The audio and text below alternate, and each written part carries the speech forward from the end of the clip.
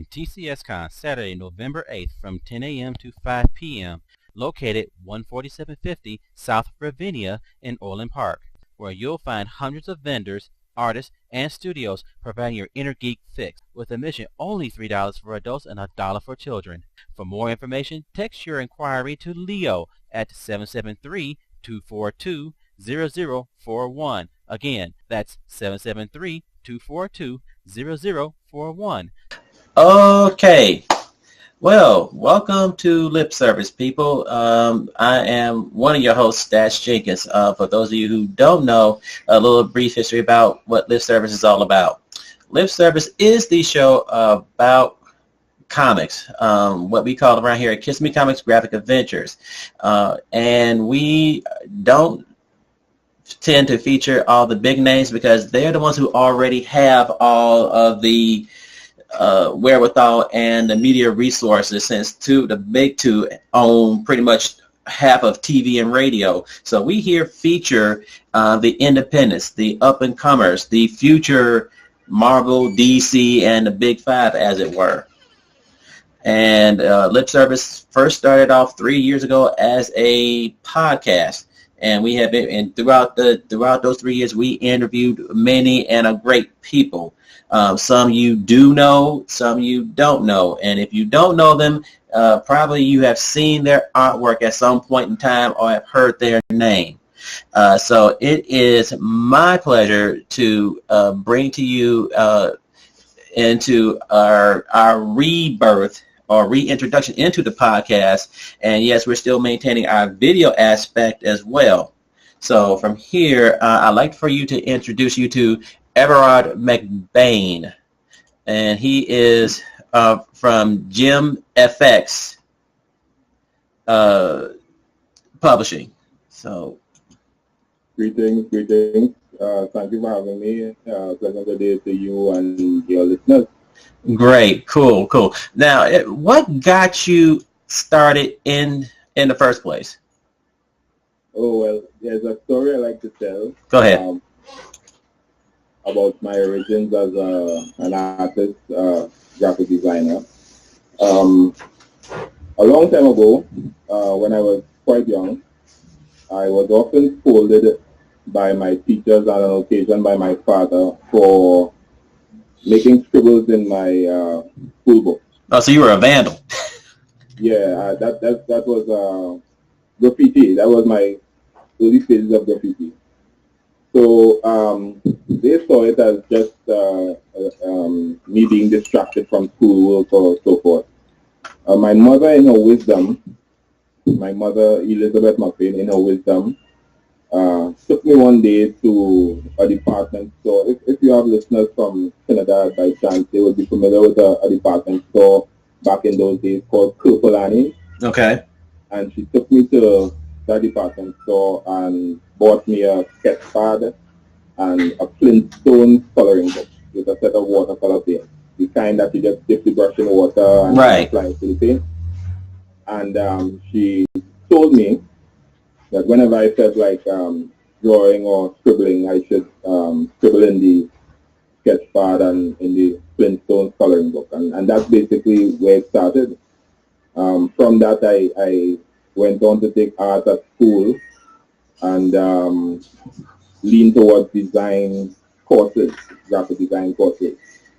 Back in those days, the reality of the situation was that a career as a comic book artist or anything related to comic book publishing was not a realistic goal in Trinidad back in those days. The means, the wherewithal just was not available to you.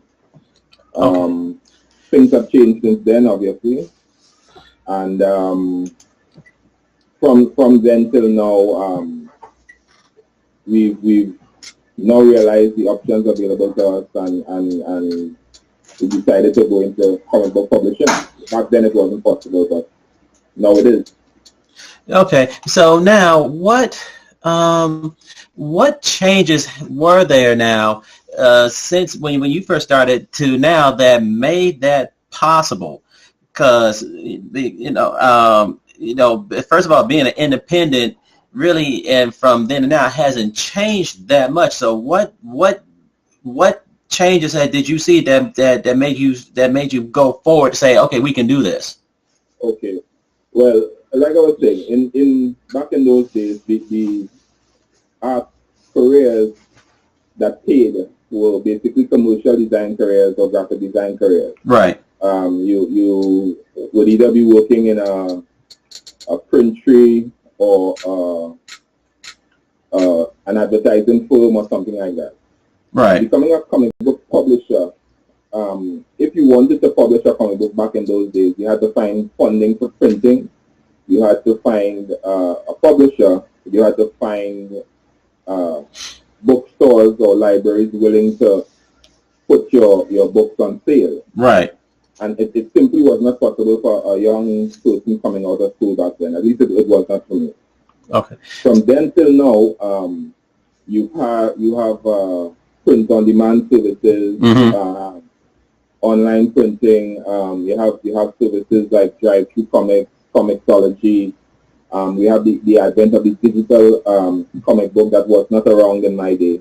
We didn't even have internet back then when I was coming out of school. I mean, my school had recently opened a computer lab, and it was not connected to the World Wide Web back then.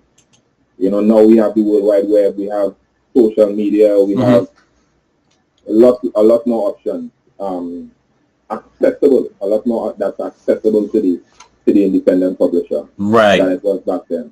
You know? Oh yeah. So it makes it a whole lot easier, a whole lot more possible.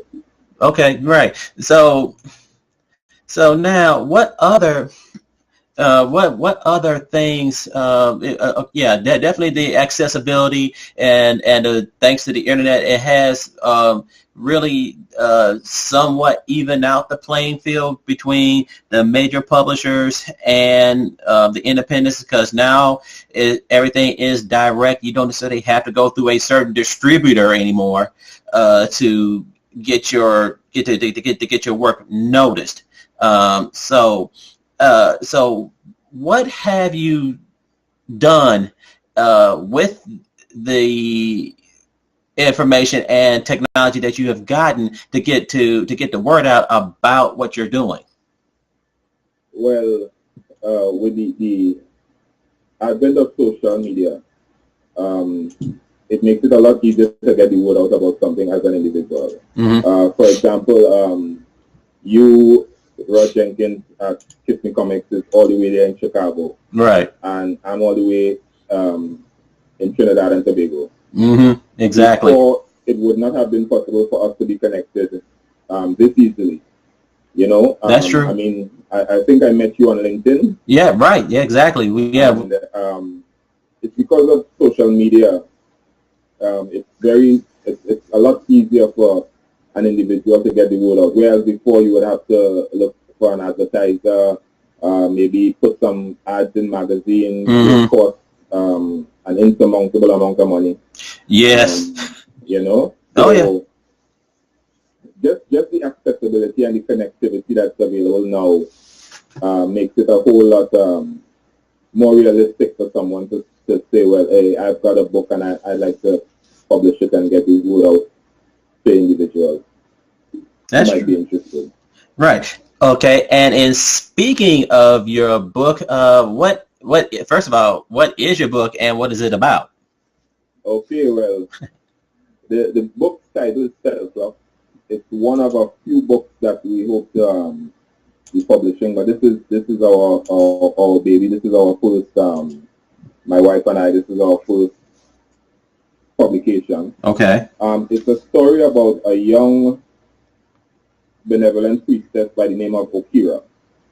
It's set in a fantasy world called New Genesia, and Okira wakes up one day along with 5 other strangers in a remote lab, and she has no memory of how she got there or what happened to her, along with the other 5 strangers that she wakes up with. And the book is basically about she and the 5 strangers embarking upon a journey to figure out what exactly happened to them. And it leads them into a path of adventure. They suffer great loss. They have to they have to make a lot of sacrifices. Basically, the book asks the question: if you found out that something really bad was going to happen and you were the only person who had the ability to stop it, would you stop it even though it might cost you everything and you won't receive any reward for it? Ooh. That's basically the question that the book asks. Okay, and there now that question in and of itself hits a humanistic chord all across the board.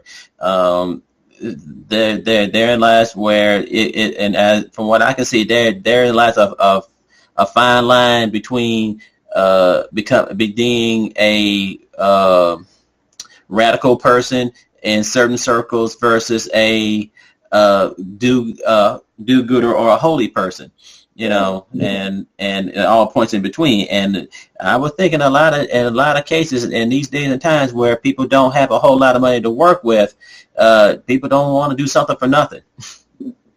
You know, it's an interesting question. Humanity has its good and bad. We know that humanity has been responsible for many atrocities in the past. You know, that we as human beings ought to be ashamed of. True. And then you see on occasion where tragedy strikes, you see an outpouring of emotion and benevolence coming from places all over the world. You know, like if a tsunami hits somewhere or an earthquake hits somewhere, you see people rushing to assist. True. You know, without any guarantee that they'll be rewarded or anything like that. You know, so we have all good and bad, and you as an individual have to decide which line of that fence you will follow on. Whether you'll be the one who will show an outpouring of helpfulness or the opposite. You know. Yeah, that's true. That's a good point. And I'm showing to our viewers because yes, we are live on Google Hangouts, and just so that you know, folks, if you Lip Service is on Twitter. You can look for us at on Twitter at Kiss Me Comix. That's KISSMECOMIX. So you can tweet. I was about to say twit, but no, you can tweet a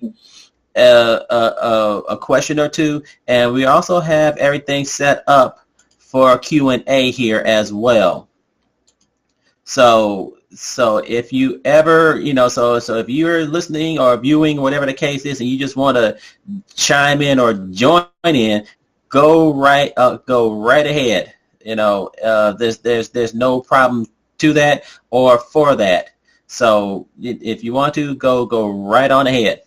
Now and I'm also showing to everyone how your picture holding your baby now, as it were. So the next question is, I noticed that the main character is African American. So my next question is, how have you been received having that, especially with the last couple of things from the major publishers where they have changed characters and turned them into characters of either black or mixed heritage to a major backlash? Well, Celflux is basically based on my experiences that I have had as a child growing up. Mm-hmm. The main character is based on the strong black women that have been in my life, the strong, benevolent black women that have been in my life. My mother, a very, very strong woman who has sacrificed a lot for her children. Mm-hmm. My sister, who from my earliest memories I could remember, she has always been there to my defense.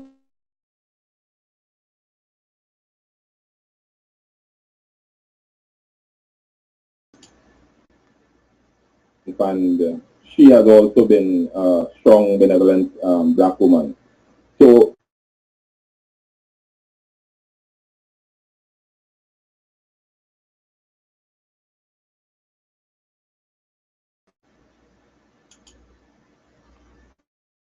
I've seen the trend that towards how should I say, Marvel and DC and these guys trying to reach out or trying to capitalize on the I wouldn't say uprise, but the popularity of black culture. Some people have opposed it. Some people have come out in strong opposition to it. And as I tell folks, if you are opposed to a character being of a certain ethnicity, then you're missing the whole point. Right. In America, for example, they now have a line where the character Falcon is taking over the post of Captain America, and there's been a great outcry against something like that. Yeah, but yeah. As I discussed with you last time we spoke, the original Captain America, the very first Captain America, was in fact African American. Right. And then he was changed to Caucasian, and then now they're bringing back an African American element. Right. If people get hung up on the ethnicity, they will miss the point, which is the character, what the character embodies. And whether the character is black, white, purple, blue, the idea is what the character stands for. And right. if you're focused on the color of the character's skin, then you're going to miss that. Yeah. You know, so while I'm very much in support of characters of color, because that's what my book is about. My book highlights characters of color. I don't want people to focus on the fact that Okira is a black individual. I want them to more focus on her character, her strong benevolence, and her desire to do good for others, and that type of stuff. Right. Well, and therein lies another caveat to the whole to what you just said, because I'm not ragging on the average reader, but it seems like a lot of times they do the Johnny Come Latelys or the ones who are just into it because they've seen the movie or something like that. They seem to jump into it because they're seeing what's in front of them, or basically judging a book by its cover. You know, it doesn't seem like the really good ones or the true comic book readers, I don't call them fans, I call them readers, will sit there and will let's really get into the story and dissect. That's right. You know, the whole thing. It kind of goes back to where in a lot of cases, in certain psychology courses or classes, they've used Batman as a prime example for psychological issues, because let's face it, you know, this man gets his whole world turned upside down at a young age, and then all of a sudden he goes off on a tangent to prevent somebody doing what happened to him. Yeah. You know, and therein lies with all the other characters that he's created or whatever, the psychological imbalances in between all that. You know. So it would, you know, how do you, so my question to you is this: how have you structured your story and your art to find that happy balance between being visually stunning but at the same time conveying your powerful message? Okay, well, I have to thank my wife for quite a great deal of brainstorming that we do. I'm primarily an artist. I'm not a story writer. I have good ideas for stories, but I will come up with an idea and it will have holes in it that my wife will be able to spot and fill. So the both of us would sit down and we would do a lot of brainstorming on how we should convey a particular story, and then I would create the graphics to communicate those ideas. Mm-hmm. You know? Yeah. So rather than let's say, because in my opinion, you have to know what your strengths are and what your weaknesses are. Mm-hmm.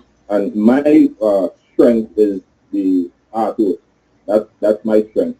But if I know that I'm not that good a storyteller, I will look to someone who is a good storyteller, which is my wife. Okay. She does a lot of reading. She has many novels that she's gone through, so she can spot a hole in a character or a hole in a plot line that she'll be able to ask the question. But if you do this, won't people ask this question, and how do we fill that hole and that type of stuff? Right. So that's basically how I find that balance.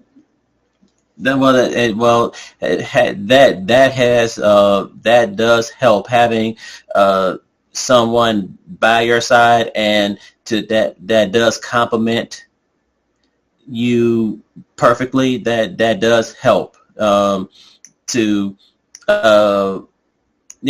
make things a lot easier, as it were. So now so now that you have your book, where can people get it? Okay. In relation to those options available to self-publishers, we decided to go with drive-through. Mm-hmm. So the digital as well as the print version is available at drive-through Comix. Okay. We're having a week-long book launch sale event starting on the 25th of October. It's basically an online event celebrating the availability of the print copy of the book. Okay. So folks who attend, who hook up with us on that event will get a free PDF copy of the book. Oh, okay. And we are also putting the print copy on sale. Great. We've made a submission to Comixology, mm-hmm. but Comixology's process takes quite a bit longer than drive-through, so we're still waiting word from Comixology.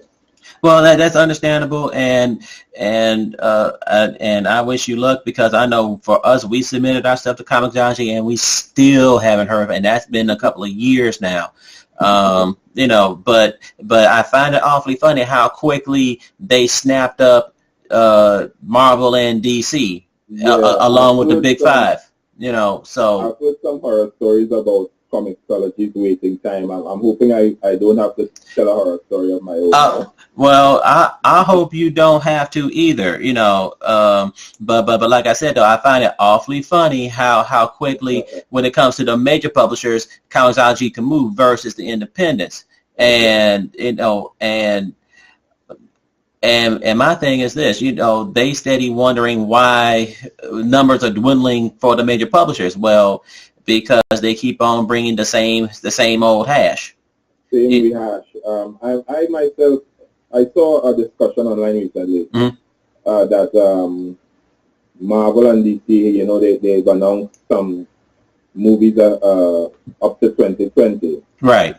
And it's basically the same characters and the same stories, just a retelling of the same story. So one of the commenters on that story said that meanwhile, Image and Dark Horse and these guys, people are starting to turn to them because they have original stories, original characters, new creators, So I don't understand why, apart from, they make insane amounts of money and they have a wide market and they own a large percentage of the comic book market, but I don't think you can maintain that by just rehashing the same stories over and over. You have to have new content, new characters, new creators.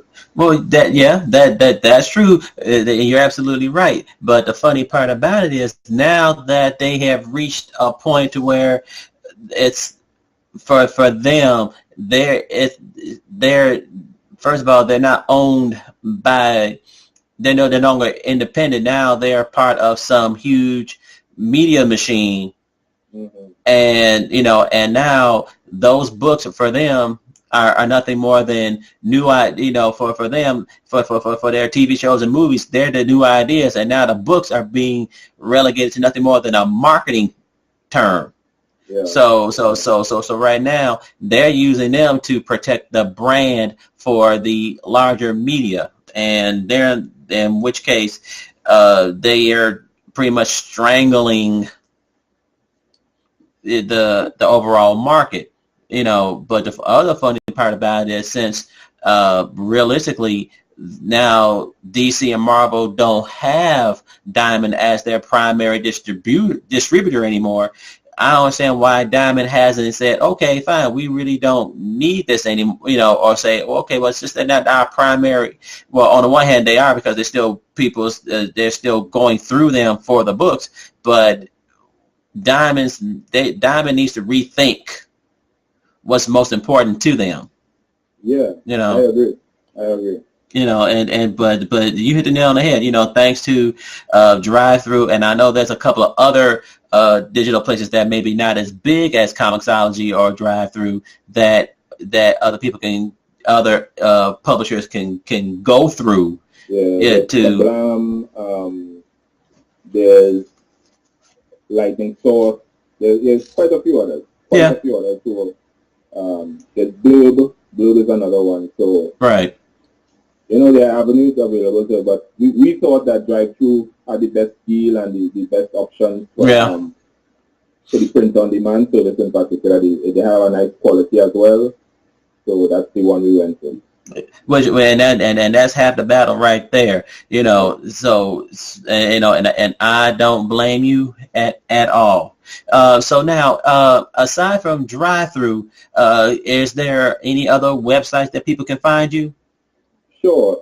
They can visit Celflux.com. That's CELFLUX.com. That's the official website for the book, and they can read Celflux online for free. Mm-hmm. And my main design website is GemFx.com, and that's where they can find free design resources, and they can learn a lot more about the graphic design aspect of my work. Okay. How about are you on Facebook as well, or Twitter or Pinterest?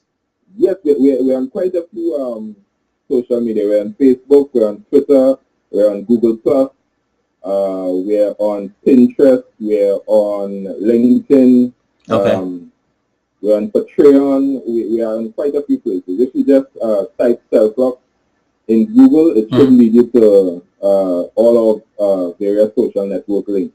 Okay, but cool. You can basically find us everywhere. Tumblr, you name it, we're on it.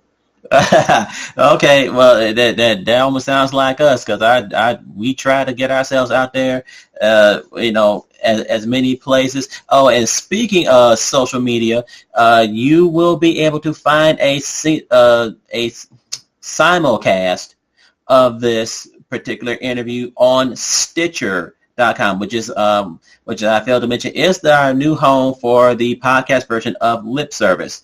You can also go to our website, kissmecomics.com, and you can go down to Lip Service, and pretty soon you will find this particular episode up on the site too, and of course you will be able to find it on iTunes as well. But I suggest two things. One, to follow us on Stitcher, because I'm going to try to use that area primarily since my wife found it, and we got accepted by them. So that's going to be our primary focus for the podcast.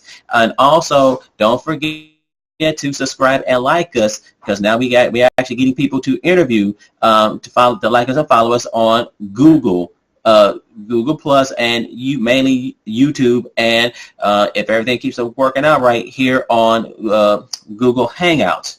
And also, if you are watching this and everything, a little later, in about 2 hours, we will have another guest. So it pays to follow up on this, and you will get a bonus episode. For those of you who are listening to this just straight out as a podcast, well, you won't get the bonus until the following week. So if you want to hear it live as it happens, join in on the Google Hangouts. If you don't, well, you're going to have to wait till next week on Stitcher. Okay. So we have been talking with Everard McBain from GemFx about his book Celflux, which you can find on drivethrugcomics.com in digital and print.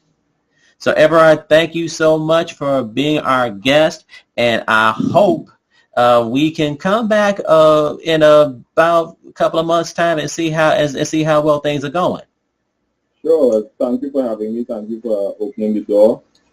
Thank you for doing what you're doing for fellow independents like myself, because it's very difficult to get the word out about your product. So guys like you are providing an invaluable service. Well, so thanks a lot for that. Oh, no problem, man. And for us, we as a publisher as well, know how hard it is for an independent to get the word out and to even get a book done. When it's just you and somebody else. So congratulations to your monumental feat, because most people don't have that, don't know until they do it, just what it takes to go into publishing a book, especially from the independent position. And hopefully, we will, as time goes on, we'll be able to delve deeper into that process. Okay, so once again, folks, we've been talking with Everard McBain, and tune in a couple of hours for a bonus episode here live on Google Hangouts. And so on behalf of my wife, Barbara, and myself, thank you for listening and watching on Lip Service. And don't forget to tune in a couple of hours.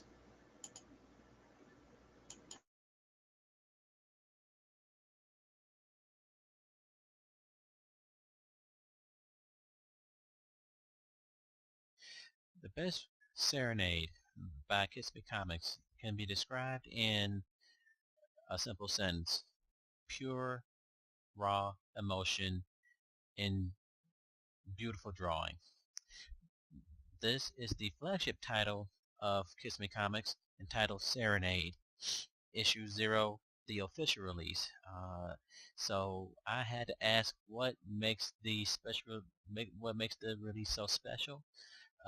So they sent me a previous copy of Serenade number 0, and then I compared it with the official release, which is the one I'm reviewing. And with the official release, one, it has a ISBN code, which the other one does too, but this one seems to be more geared towards this specific issue. And what really makes the difference is when you look on the inside and compare most of the pages. They went back in and added flares to bring out the artwork and to say and to give the story a lot of credibility. The story is written and drawn by Barbara Coney Jenkins, who is obviously the creator and writer of Serenade. What makes this story and this book poignant is it's all done in watercolor, and this is where the darker background brings out the darkness and the brilliant coloring that Coney Jenkins has with her style and stroke. So the main gist of Serenade issue 0 is the death of her husband, Jonathan Carlyle, who happens to be a rich multi-millionaire with his own cosmetics company. And Serenade is talking about her grief and how no one was there to help her husband or to help her save him. And he was killed in Chicago by 7 gangbangers mistaking him for somebody else. And these perpetrators have gone on to not be arrested or not to serve justice.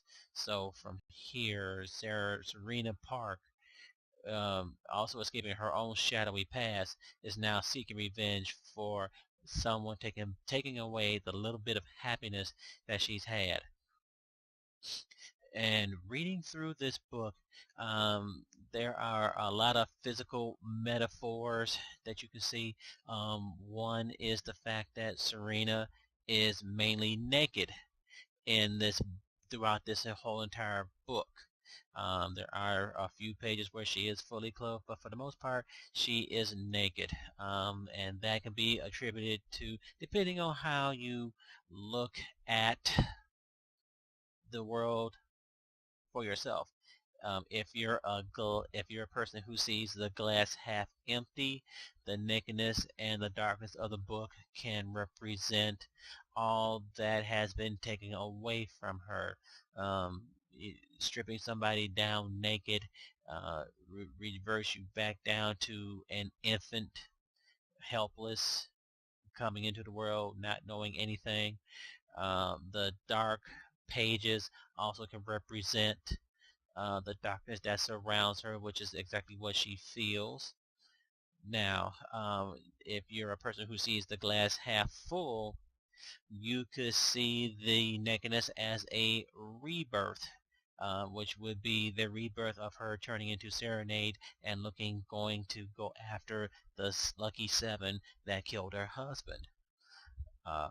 Also, you could also see the darkness surrounding the bright spots throughout the story and panels as her fighting through her darkness and also continuing on with the rebirth of her seeking vengeance. Now, this book was published originally in 2000. The actual official release came out in 2000. I want to say 2006, 2007, I do believe. So even though it's old, the one thing that you can say is right now, if you read through this story and pick out the main gist of it, back then as it does now, it rips to the core about the violence that is in Chicago. It is a very modern storyline that unfortunately one could say has not been resolved within the city. So from here one could say it's old, but if you really get into the heart and the immediate emotion of the story, it is poignant. Okay, the use of the abstract backgrounds just adds to the mystique of Barbara Coney Jenkins's art style, and the lack of backgrounds in most of the panels also shows how much has been taken away from her in her life, but also it makes you focus in on her humanity or the disappearing lack thereof. And so the book sells for $3.25 and also gives you a couple of juicy pinups and gives you a snapshot into the next upcoming issue, which would be issue 1. Also, I would say that if you're a person who does not like nudity, even though it doesn't show any genitalia or anything like that, I would definitely recommend it for those readers who are 17 and older. As such, was dealing with the graphic violence of murder, and there is no adult language in here, but just the fact of nudity and the adult situation with this particular book. It is geared, actually the whole entire series is geared for a more mature reader. So if you're looking for a for a story to get into that gives you the emotion of a regular novel condensed into 28 pages, where in this particular issue, uh, a picture is worth 1,000 words, then I would highly recommend Serenade. And you can find this book on their website, www.kissmecomics.com. You can also go to their Facebook page, facebook.com/Kiss Me Comics plus 1275. You can also get this on digital download through Google Play, or iTunes. You can actually download their app and subscribe. Or you can go to their website and you can also get a digital download uh, through Square, through their Square store, or or if you are one of those old-fashioned people who just gotta have a hard copy, you can either go straight to their site, www.kissmecomics.com, or to their Facebook page and purchase directly. And lastly, you can also check out, if you don't doesn't matter for you whether or not it's a mobile ready app, you can also go to drivethrough.com and look under Kiss Me Comics, and you can also see Serenade issue 0. You can also find all their current issues there, and I do believe they have a bundle available, so that way you can get several issues download into a graphic novel form. And if you like what you read, if you like what you're reading with Serenade, you can also check out some of their other titles that they have available. So once again, Serenade, the flagship title of Kiss Me Comics, 28 pages, full color, written and drawn by Barbara Coney-Jenkins. I would recommend it. The art style, this book has been, what's the best way, has been compared to a cross between Kill Bill and Kabuki. So if you're looking for a unique mix of emotion and action, and you just want to have an emotional thrill, an emotional ride up, down, and to and fro, well, Serenade issue 0 is for you. And when we come back, some final words, and when I come back, well, I'll have some final words. So enjoy the book, and as always, keep an open mind. Join TCSCon Saturday, November 8th from 10 a.m. to 5 p.m. at the Orland Park Civic Center, located 14750 South Ravinia in Orland Park. TCS stands for Toys, Comic Books, and Statues, with admission only $3 for adults and $1 for children. TCSCon provides affordable family fun for children any age. For more information, text your inquiry to Leo at 773-242-0041. Again, 773-242-0041. That's 773-242-0041. See you there. Well, that's all the time we have for this episode, which is the rebirth of the podcast Lip Service. I am your host, Stash Jenkins. And if you loved what you heard, do us a huge favor. Spread the word to your friends, colleagues, throughout your personal life and throughout your social media circles. Let them know that there is somebody out there who is featuring the newest up-and-coming talent that there is, talking about graphic adventures, comics, in a fun and upbeat way. And this is not the end of this particular episode. For those of you who know of our YouTube, yes, it's a YouTube channel, and video, there will be added coverage to this. And the only way that you're going to the only way you're going to get to see, first of all, see and hear it, is if you like and subscribe to our YouTube channel. Okay, and that is YouTube youtube.com/KissMeComics, KISSMECOMIX, and then you will go down and you will see lip service, okay, and then from there you can click on the episode of your choice, and you can see past episodes as well. And so we hope that you will like and subscribe on both sides, and let the folks know on Stitcher.com know that, hey, you like what you're seeing, or on iTunes, because we're there too. And not to mention, this will also be on our website, KissMeComics.com. Leave commentary, okay? Drop us an email, lipservice@kissmecomics.com, or you can drop us or you can drop a comment or two on our Facebook page, on Twitter, or even on Pinterest. Wherever you can get a hold of us, let us know what you like. Let us know what you don't like, so that way we can make the show more entertaining for you, our listeners, and our viewers. So you all have a good day, and we'll talk to you next time.